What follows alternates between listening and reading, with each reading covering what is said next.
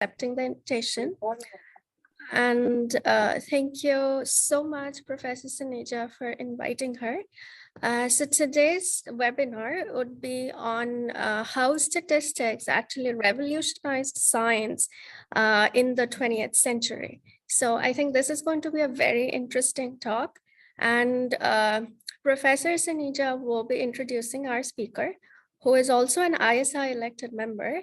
And for those of you who are wondering, so ISI is International Statistical Institute, and being an elected member of ISI is a very eminent honor. So we are very fortunate to have such a speaker with us.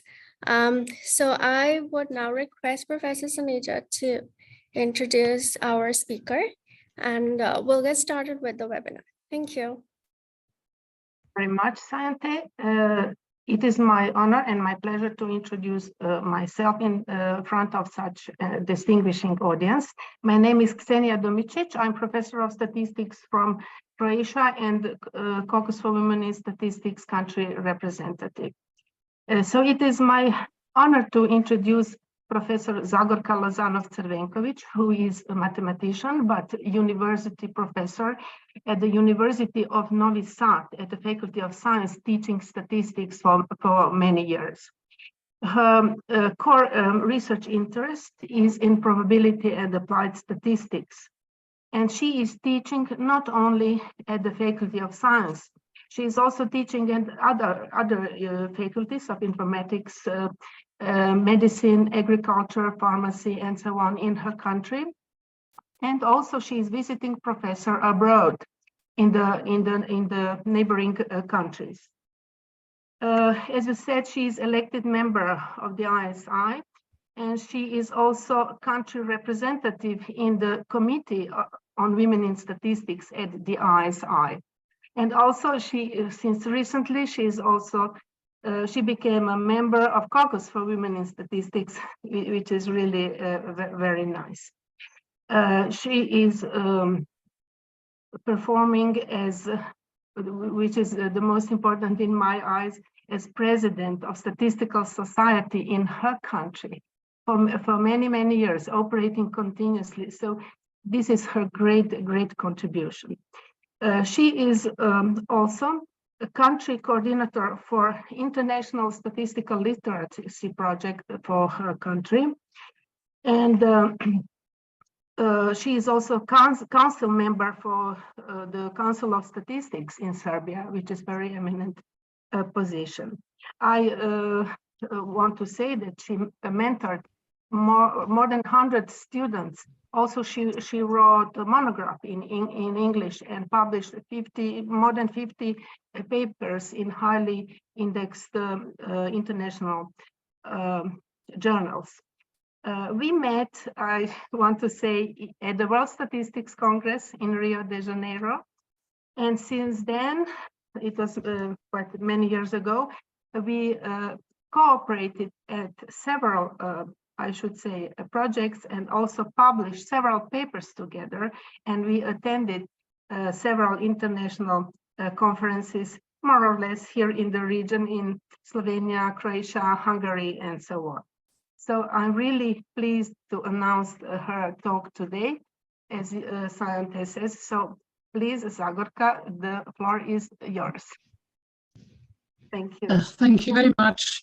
Thank you very much, Ksenia. This is really nice introduction. Thank you very much. I'm so pleased to meet you and to meet all the other members of Caucus. And I would like really to thank for the opportunity to let me to share with you my enjoyment when I was reading this book. So I greet all of you, especially my old friends, and let me now present you the book which first caught my eye, especially by a name, The Lady Tasting Tea, and next, The How Statistics Revolutionized Science in the 20th Century. So when I got that book, I thought it was something really good and interesting. It was really that. It was very witty and interesting way to approach the history of statistics. Professor David Salzburg made an interesting well, the presentation of the beginning of the beginning of the statistics to the people who made it happen. In fact, at the end of 19th and the beginning of 20th century. So what is the book about? So it starts like something like this. Science, I will read mainly these words. So science entered the 19th century with a firm philosophical vision of might be called clockwork universe. Scientists believed that a small number of mathematics formulas, such as Newton's law of motion and Boyle gas laws, would describe reality and predict future events. All was needed was prediction. For a prediction was a complete set of such formulas and their associated, measurements obtained with sufficient precision. Many people were horrified with the concept of godless clockwork universe, running forever without divine intervention, with future events determined by the events of the past. So it took over 40 years for popular culture to accept this scientific vision. Typical example of this gap is an exchange between Emperor Napoleon and Pierre-Simon Laplace. By the way, Laplace was a tutor of Napoleon when he was young. Laplace had written a monumental book describing how to compute the future position of planets and comets based on observation from Earth. It is reported that Napoleon said to him, "I find no mention of God in your treatise, Mr. Laplace," to which Laplace replied, "I did not need that assumption." But the proof of this new scientific attitude appeared in 1840, when Newton's laws were used to predict the existence of the planet Neptune, and it was found where the calculation predicted it, all resistant to a new worldwide worldview collapsed. However, although Laplace did not need a God in his calculations, he still needed something he called an error function. You see the graph of this error function. It is well-known Gaussian function, Gaussian distribution. Observation of planets and comets did not completely agree with the prediction position. Laplace and his colleagues attributed these errors to the errors in observation, sometimes due to change in the atmosphere, sometimes to human errors. They collected all these errors in special part an error function, which they added to their mathematical model. So they had a number that they were estimated, and they added the small error. It depended on the different things. They believed that this error would decrease and as instruments become more precise. But at the end of the 19th century, errors were piling up instead of diminishing. Attempts to discover laws in biology have failed. In physics and chemistry, Newton's laws have been shown to be only the rough approximation. Little by little, science began to use a new statistical model of reality. By the end of the 20th century, almost all of the science has shifted to using statistical models. Ordinary people were again late in accepting this scientific revolution. Terms such correlation, risk, chance have appeared in everyday vocabulary, and most people are aware of uncertainties that appear in science, such as medicine and economics. But few non-scientists have been able to grasp this profound shift in philosophical understanding of reality. You can remember also where Einstein said the Almighty does not play with the dice. So this is also one way of not understanding this shift. One of the reasons why this is so is that the concept of statistics and theory of probability was not scientifically developed at that time. Despite this, the notion of statistical distribution has already proved useful.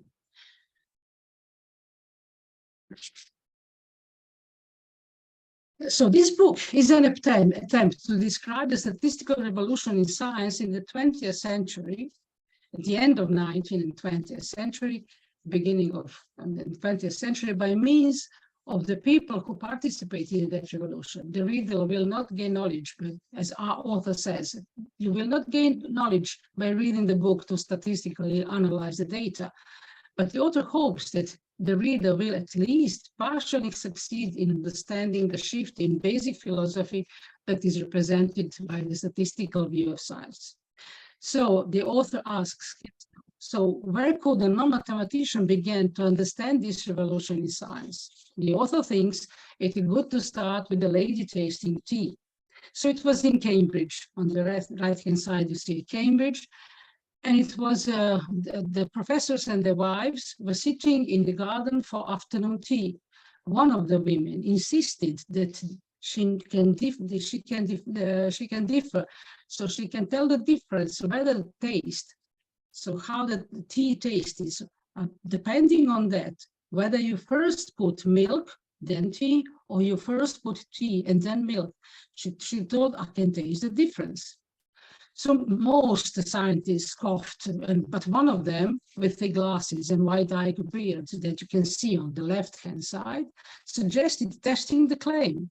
He proposed an experiment in which the lady making the claim would be presented with a sequence of cups of tea, which have been prepared in different ways. It was Elmer Fisher. He was then in his late 30s. Soon, many who were present joined him, preparing cups of tea in various ways, offering them to a lady and recording her answers. Ronald Elmer Fisher would later be knighted in Sir Ronald Fisher, and in 1935, he will write the book, The Design of Experiments, and he will describe an experiment with a lady tasting tea. In this book, he discussed the lady claims as a hypothetical problem, looking at different ways in which an experiment could be conducted, designed, to determine whether the lady was telling the truth. Fisher describes all possible outcomes of such an experiment, how many cups should be offered to her, in what order. He calculates the probability of different outcomes, but nowhere he does state that such an experiment has ever been performed or what the outcome of such experiment was.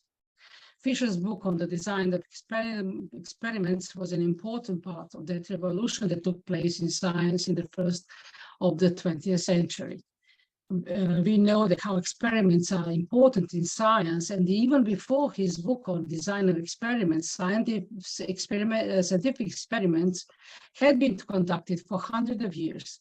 Experiments were an integral part of scientific research. Good scientists were able to design an experiment and brought new knowledge.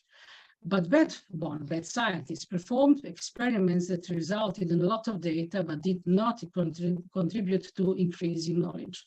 In the 19th century, scientists rarely published the results of their experiments. Instead, they described their conclusions and published data that supported the truth of those conclusions. For example, you know about the scientist Gregor Mendel.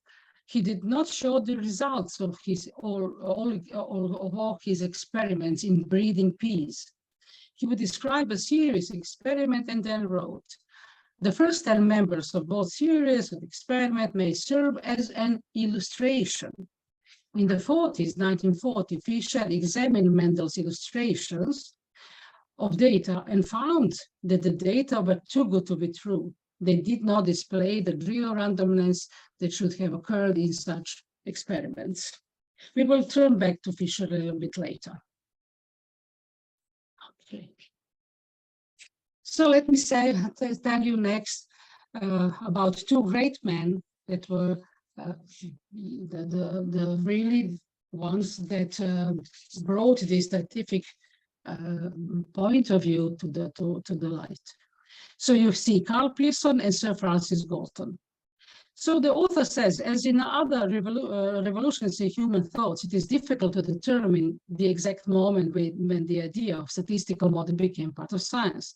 Some examples can be found in the works of German and English scientists in the early 19th century, and there are some hints in the work of Johannes Kepler. The author of the book connects the beginning of statistical revolution with the work of Carl Pearson in 1890s. So they were all living at the same time as Charles Darwin, and Charles Darwin recognized biological variation as a fundamental aspect. As we know, the variation is the fundamental in statistics. So he realized that it's a fundamental aspect of life in the basis of his theory of the survival of the fittest. but it was his colleague Carl Pearson who first recognized the underlying nature in statistical models, and now they offer something different from a deterministic view of 19th century science. Just to mention one of the interesting things, the book is full of these little witty, interesting things. So the real name of Carl Pearson is Carl, spelled with C, but as he fell under the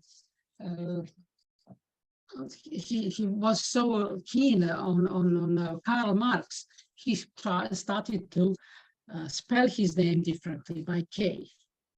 So although the Pearson has doctorate in political sciences, he was most interested in philosophy of natural sciences, mathematical modeling.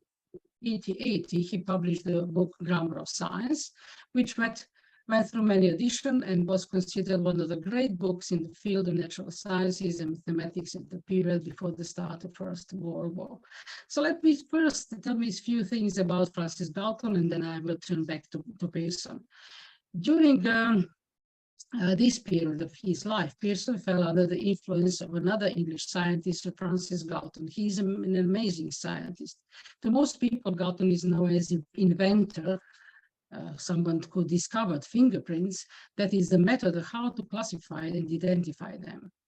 He was very wealthy. He was an amateur scientist who tried to bring mathematical rigor to biology. One of his first investigations concerned the heritability of the trait of genius with the aim to proving Darwin's theory of inheritance. He was a cousin of Charles Darwin. He collected data on pairs of sons and fathers who were known for high intelligence. However, the problem turned out to be very complicated. Among other things, at the time, there was no good measure of intelligence. So he began studying hereditary traits that could be more easily measured, which is height. Galton established a biometric laboratory in London, inviting families to come and undergo the measurement. In this laboratory, he collected data on height, weight, size of individual bones, and other characteristic family members, which were easier to measure. He and his assistants presented these data in tables and examined them. Galton was looking for a way to predict the height and weight of children from information about their parents, trying to find the mathematical formula. It was obvious that tall parents tend to have tall children, but he was looking for a mathematical formula to describe this relationship. However, it turned out that sons of very tall fathers tend to be shorter than their fathers, and that sons of very short fathers tend to be taller than their fathers. It was as if there was some invisible force that was pulling people's height away from extremes and toward the very average value. Galton called this phenomenon regression towards the mean. It appears in almost all scientific observation. Galton, thinking about this phenomena, realized that such behavior could be predicted even before all measurements, because otherwise, after many generations, humanity would consist of very tall and very short people. Galton introduced also a measure of association, the correlation coefficient, and gave a formula for calculating it. And the term correlation had become commonplace in everyday speech, often to denote something much vaguer than Galton's coefficient. But his correlation formula, Galton claimed he came close to a new revolutionary idea that would change science in the 20th century. But this idea was first fully formulated by his student Carl Pearson. So to understand this profound idea of Pearson, it is necessary to discard all preconceived notions about science. What we always associate with science is measurement. Carefully, measurements are made and used to derive formulas that describe nature. However, small, foreseen, unforeseen, and unnoticeable errors always appear, as we said before. What is obtained as a result of a measurement is a set of numbers, scattered numbers, none of which of them completely accurate, but each of which can be used to get a good estimate of the quantity being measured. Pearson's idea is that the result of the experiment is not to be seen as a number of themselves, but examples of the scattering numbers, rather the distribution of numbers. These distribution numbers can be described using a mathematical formula that can be used to determine the probability that in one measurement the observed phenomena will take the value of predetermined number. What value the measurement will have in an individual experiment cannot be determined, of course, in advance. We can only talk about the probability of certain values. The results of individual experiments are random in the sense that they cannot be predicted. A statistical model of the distribution can, however, make it possible to describe the mathematical nature of this randomness. So this is basically a shift, complete shift in a way to observe the nature. Also, it took time for, of course, for scientists to accept the randomness inherent in the measurement. Uncertainty does not arise due to measurement inaccuracy. It is inherent in the nature. At first, deviations were placed in a separate section as measurement errors as done by Laplace. So he had the number that is measured plus the error. But Pearson went a step further, understanding the measurements themselves, not their errors, as having probability distribution. Whatever we measure is a part of random scatter whose probabilities are described in distribution functions. So he was the first to introduce the notion of distribution. And we all know this. Pearson discovered the family of distribution he called the skew distribution that should, in his opinion, describe any type of scatter obtained from the data. Each of the distribution in his is identified by 4 numbers. These numbers describe individual distribution, but not numbers in the same kind as measurements. These numbers can never be observed, but they can be inferred from the way the measurements scattered. These numbers he later called parameters. So in fact, he had a problem here. He said all the measurements are scattered of numbers, but they are explained as numbers again. So he wanted the measurements of phenomena to be random, but he wanted the parameters to be the strict numbers. So he had a problem, philosophical problem here. But it was, of course, it was solved later. So you know this more mean value, standard deviation, symmetric in kurtosis. So in 1897, Pearson, in his late 30s, so still a young man, took over Galton's laboratory and led a legion of young women called calculators to calculate the parameters of the distribution for the data that Galton collected. So he had a lot of help. I will talk a little bit later about the contribution of women in statistics, but it is the first of the contribution. He had a legion of calculators, the women that were calculating his measurements. At the beginning of new century, Galton, Pearson, and Raphael Veldam joined forces and founded a new journal to apply Pearson's idea to biological data. He wanted to prove the Charles Darwin theory.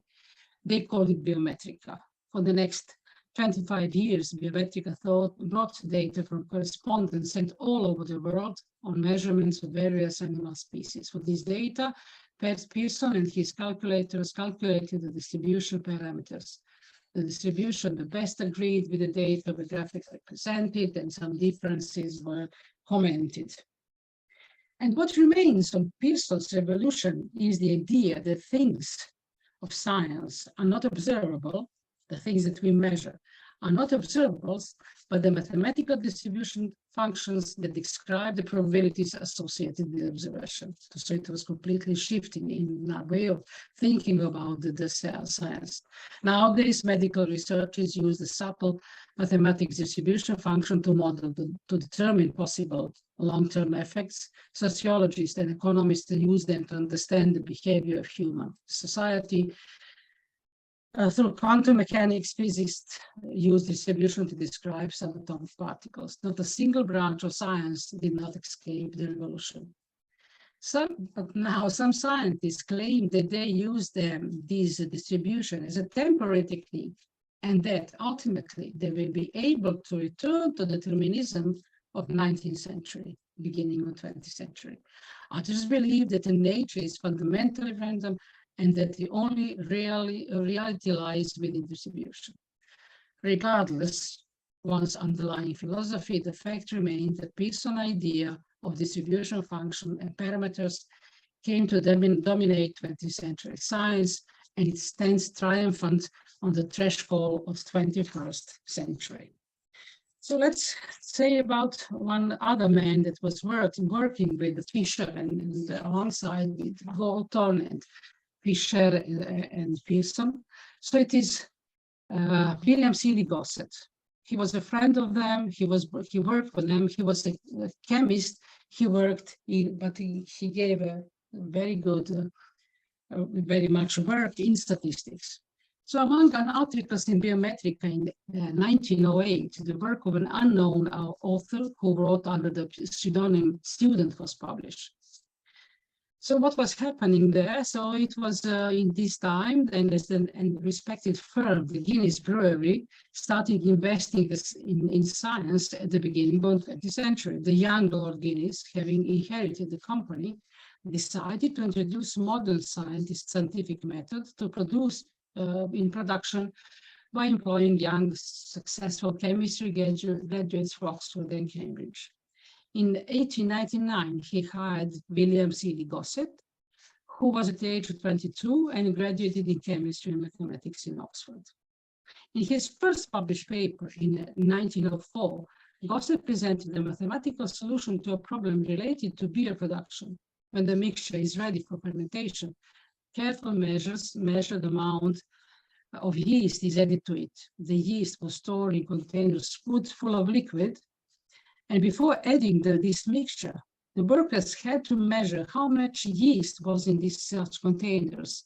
They had to measure the concentration to know how much liquid to pour in the container.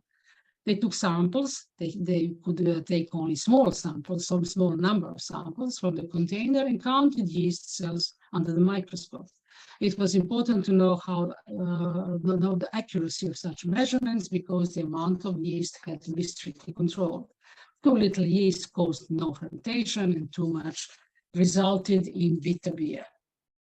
And it was very interesting to Pearson because it matched his approach to science. The measurements were the number of yeast cells in the sample, but the thing they were trying to determine was the concentration of yeast in a dish. A living organism are concerned, cells are constantly reproducing, then changing the number of cells, and the things they were measuring didn't really exist. What existed was a distribution of number of cells per unit volume. Examining the data, Gossett concluded that the number of yeast cells could be modeled by Poisson distribution. Pearson wanted to publish this in Biometrica. However, Guinness company policy prohibited publication for its employees for the secrecy of production. So wanting to publish this result, Pearson published it under the pseudonym Student. During the next 30 years, the Student published a number of extremely important papers, almost all which were published in Biometrica. He was a very good friend with Pearson.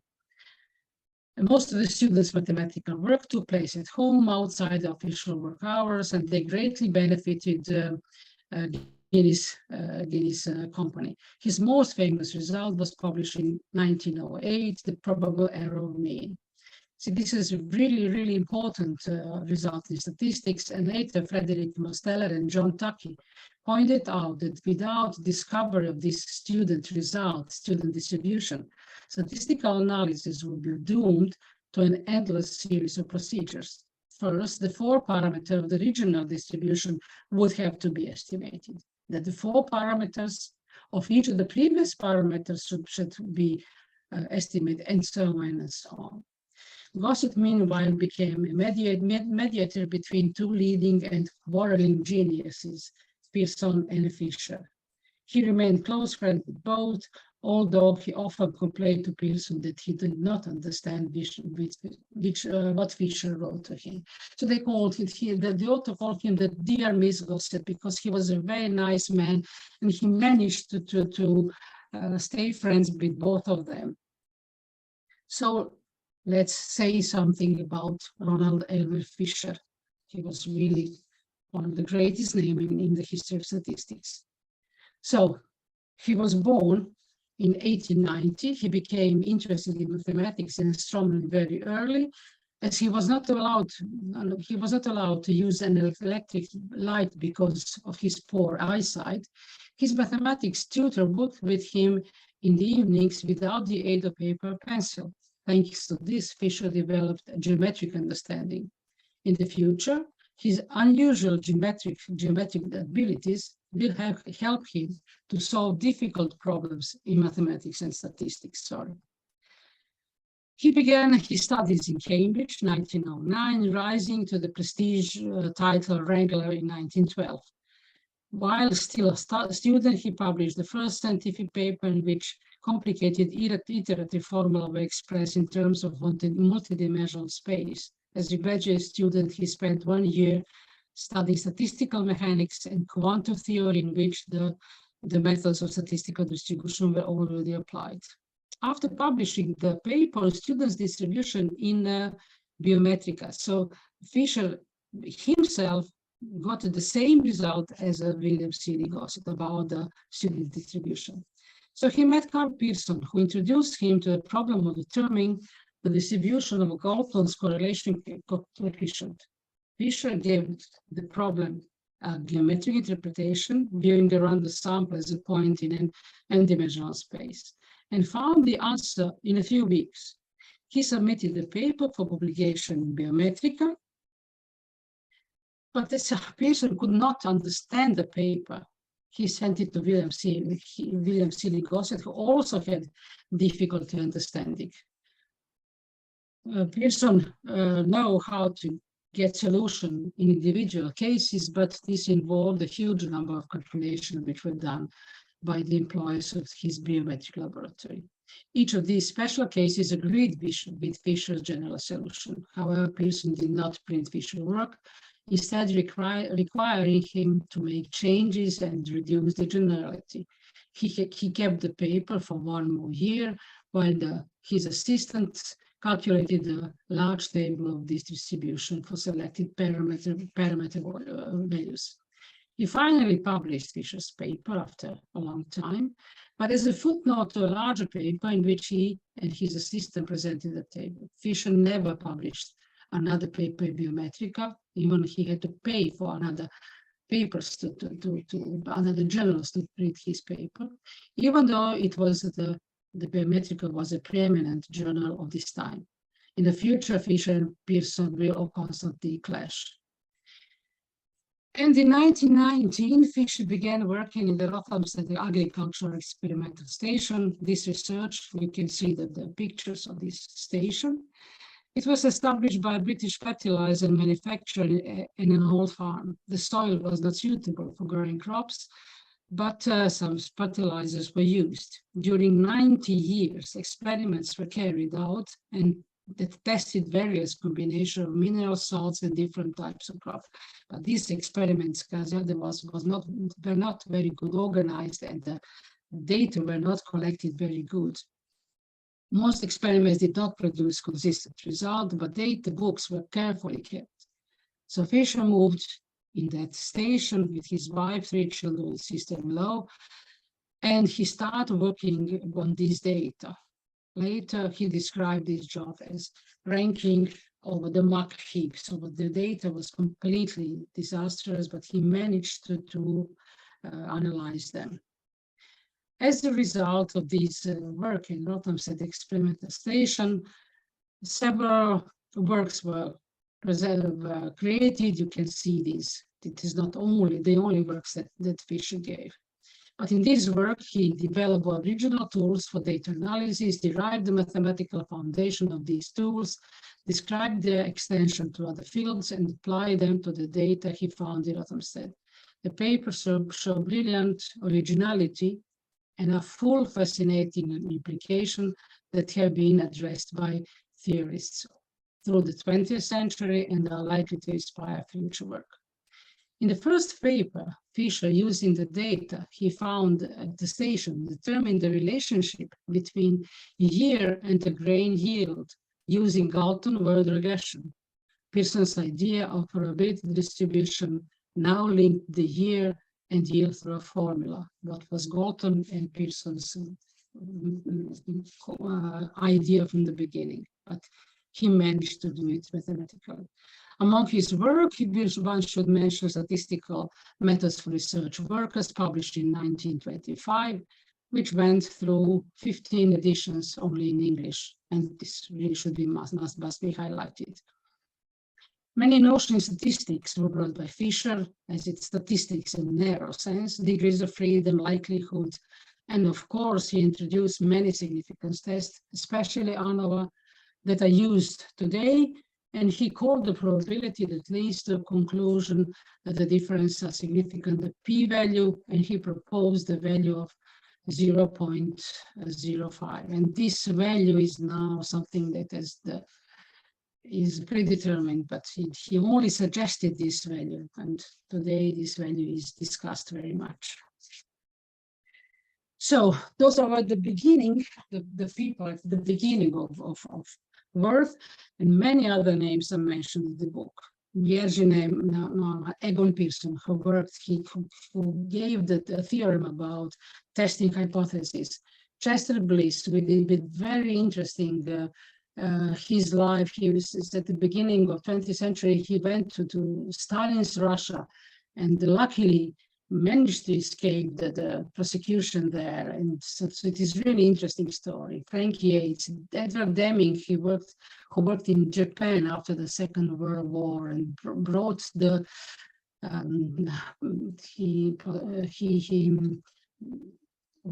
he introduced statistical techniques to Japanese and made Japanese economy strong. Wilkes, Frank Wilcoxon, Tippett, Gamble, so many, Paul Levy, Snedeker. So a lot of people, not only mentioned, I didn't mention all of them. Lots of them with very, very interesting stories, very anecdotes and things like that. I will tell shortly just about them because he gives them the special names, the Mozart of mathematics and Picasso of statistics. The Mozart of mathematics, he said it was Andrei Nikolaevich Kolmogorov because he brought his first result as a young child. So Fisher was not the only genius when it came to the development of statistical methods in the 20th century. Andrei Nikolaevich Kolmogorov was 13 years younger than Fisher, and he had a huge impact in development of probability theory and mathematical statistics. He was born 1903 in southern Russia. At the age of 5, he discovered that the sum of first k odd numbers equal to the square of k, and this result was published at the local school magazine called The Sparrow, and his aunt was organizing this magazine. The other results were also published in this magazine, such as in how many ways it is possible to sew a button with 4 holes. So he was 5 years then. At 14, Kolmogorov learned advanced mathematics from encyclopedia, giving the proofs that it was missing.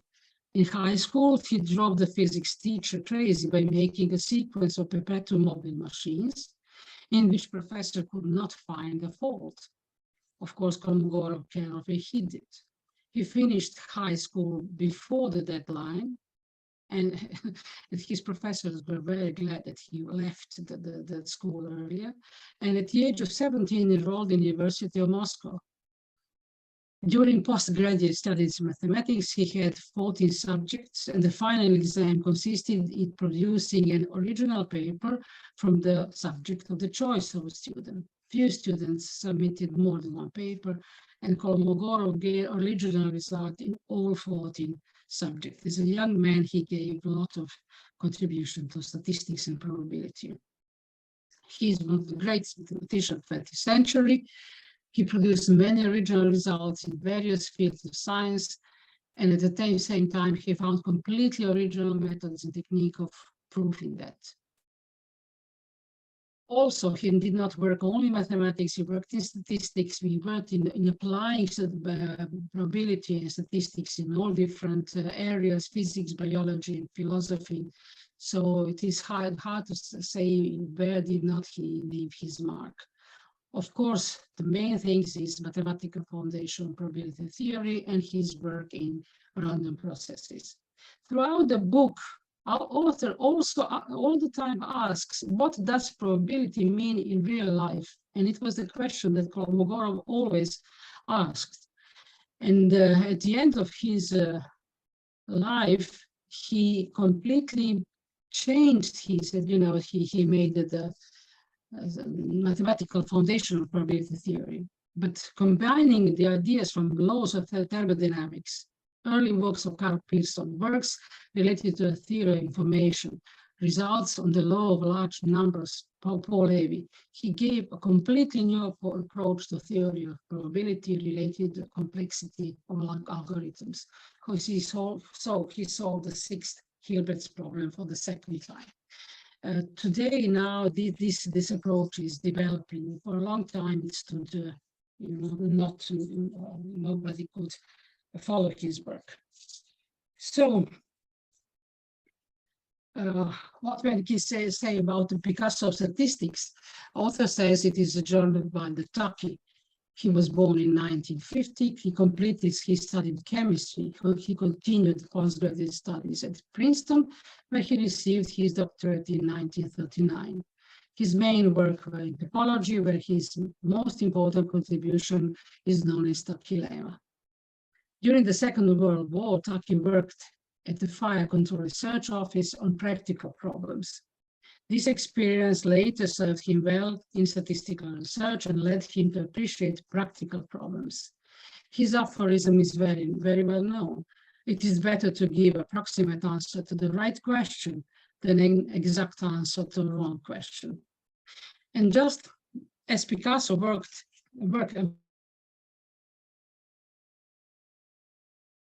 classicism, ceramics, where he introduced revolutionary changes in each of these areas.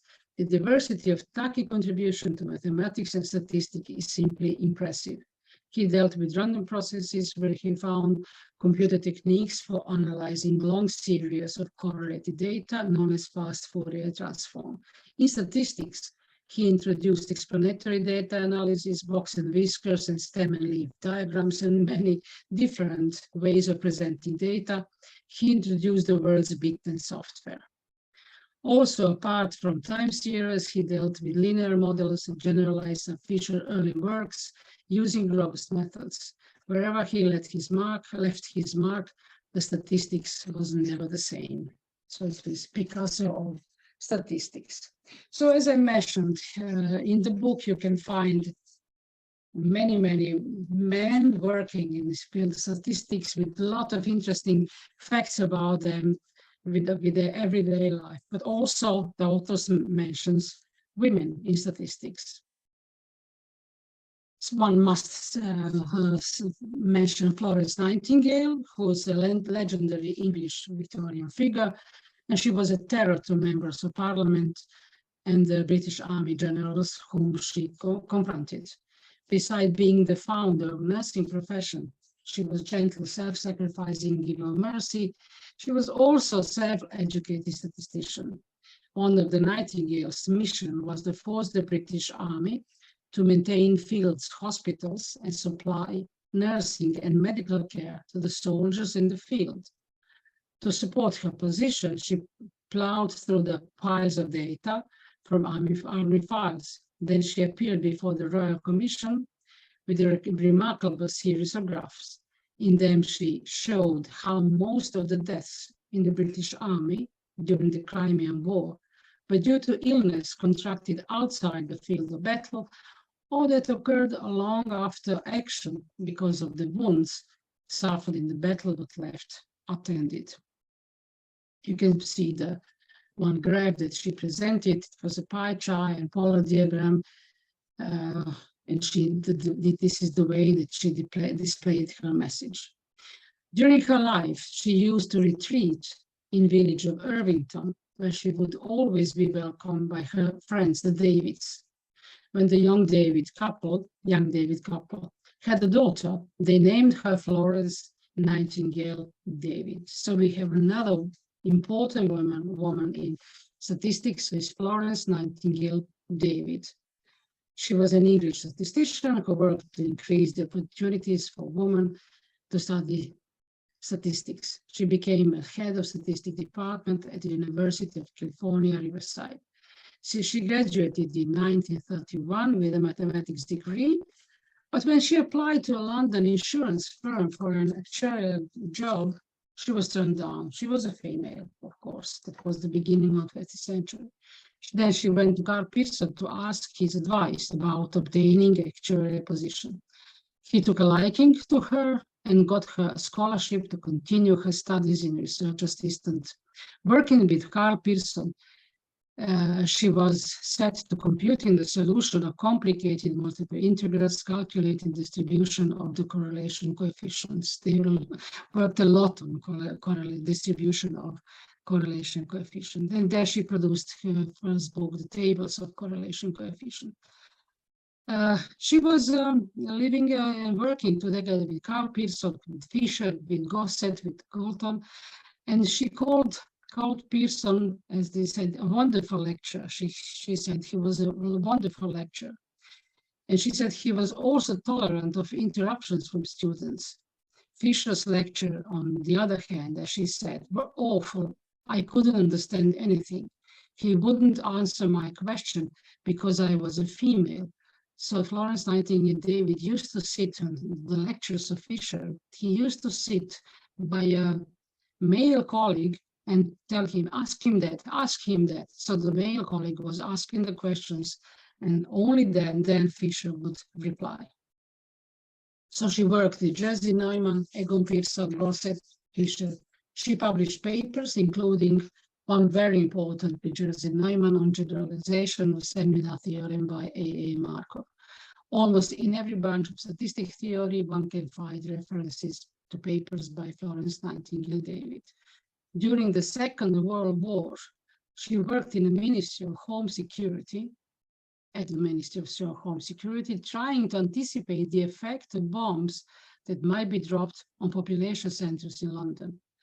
Estimates of the number of casualties, the effects of bomb on electricity, water, and sewage systems, and other potential problems were determined from statistical models she built. As a result, the British were prepared for the German Blitz of London in 1940 and 1941. She succeeded Jerzy Neumann as a chair of the department at the University of California, Berkeley. Later, she founded the chair and she founded and chaired the statistics department at University of California, but in Riverside.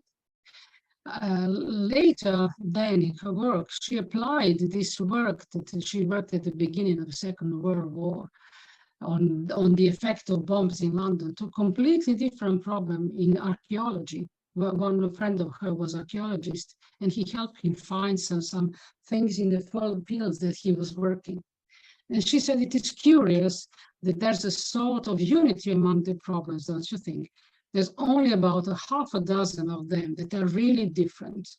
And Florence Nightingale David contributed to the literature of all of them.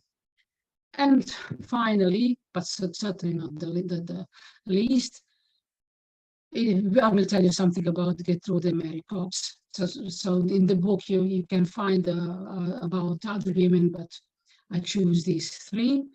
So again, an interesting story about the Snedecor and Gertrude Mary Cox. So late in the summer in 1930, George Snedecor set out by his car, but his auto, for the University of Iowa, where he heard that there was an opening for someone to teach mathematics. Due to knowing nothing about the geography of Iowa, he eventually found himself in Iowa State of College in Ames. He stayed there and eventually created the Department of Statistics that was the first such department in the United States. The Statistical Laboratory and Department of Statistics, so Ames, Iowa, became one of the most important centers of statistical research in the world. So Gertrude Cox came to the study at Iowa State College in 1925. Snedecor convinced her to work with him in statistics, and in 1931, she received the first master's degrees in statistics granted by Iowa State. In 1940, Frank Graham was setting up a statistical laboratory, and eventually a statistics department. He asked Snedeker to recommend a man to head such a department. Snedeker drew a list of 10 men and asked Gertrude Cox to verify the list and ask what she thought of it. She looked it over and asked, "And what about me?" So Snedeker added a line to this letter. "These are 10 best men I can think of, but if you want the best person, I recommend Gertrude Cox." In Wikipedia, you can find little bit different names to the story, but the story is the same. So she turned to be not only an excellent experimental scientist and a wonderful teacher, but also a remarkable administrator. Her students went on to take major position in industry, academia, and government. In 1945, she became director of the Institute of Statistics at the Consolidated University of North Carolina and the Statistics Research Division in North Carolina State College, which was run by William Cochran. In the same year of 1945, Cox became editor of Biometric Bulletin and Biometrics, and she held this editorship for 10 years. When Laurel Fisher founded the International Biometric Society in 1947, Cox was one of the founding members. In 1960, she took up her final post as Director of Statistics at Research Triangle Institute in Durham, North Carolina. So there are a lot of women other that mentioned in the book, and I just wrote them here, there. I will not read all of them, but Paula Norwood, Mavis Carroll, Stella Cunliffe of Great Britain was the first woman to be named president of the Royal Statistical Society. Today on Wikipedia, I have shared the link. You can find a list of a lot of women afterward that worked in statistics. So at the end, I will quote the author. So as we enter the 21st century, the statistical revolution in science stands triumphant. It has vanquished determinism from all but a few obscure corners of science. It has become so widely used that its underlying assumption have become part of the unspoken popular culture in the Western world. It stands triumphant on the feet of clay. Why? Somewhere in the hidden corner of the future, another scientific revolution is waiting to overthrow it, and the men and women who will create this revolution may already be living among us. You can see a few references, and I thank you very much for listening to me. Thank you very, very much for this wonderful talk. It was actually very fascinating to learn about all the statisticians about whom we study in our books. And now we are getting to know the story behind all of their discoveries. Especially, I'll say student, because when I was a student, I used to wonder why somebody had a name student, but now we know that actually that was one of his pen name. So it was his nickname. Yeah. So thank you. Yes. Yeah. So thank you so much for this wonderful presentation. And thank you all for coming to our June webinar. Yeah. So, are there any questions, maybe? Yes. So, any questions from anyone? Yes.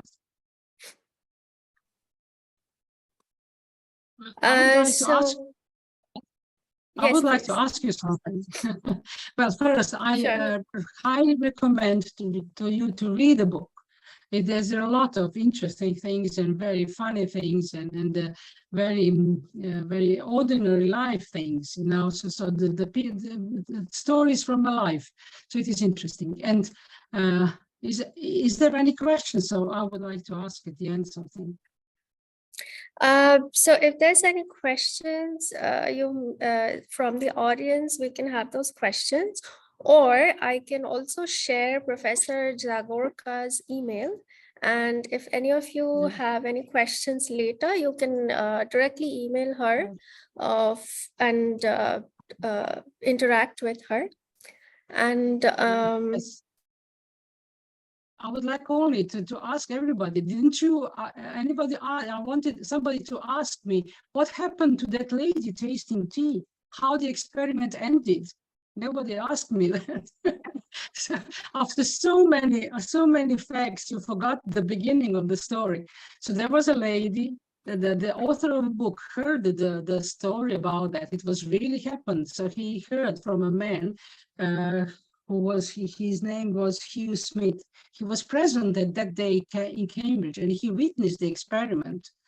As I said, Fisher never said that the experiment happened, but that the experiment happened, and the outcome was that the lady recognized each 10 of the cups of tea. So really, she could distinguish the way the tea was prepared. Oh, thank you. That was the all. so thank you so much for accepting our invitation. And for our audience, our next webinar would be in September. So that would be an industry talk. So see you all there. And if anybody has any questions, you can stay back and ask Professor Zagorka now.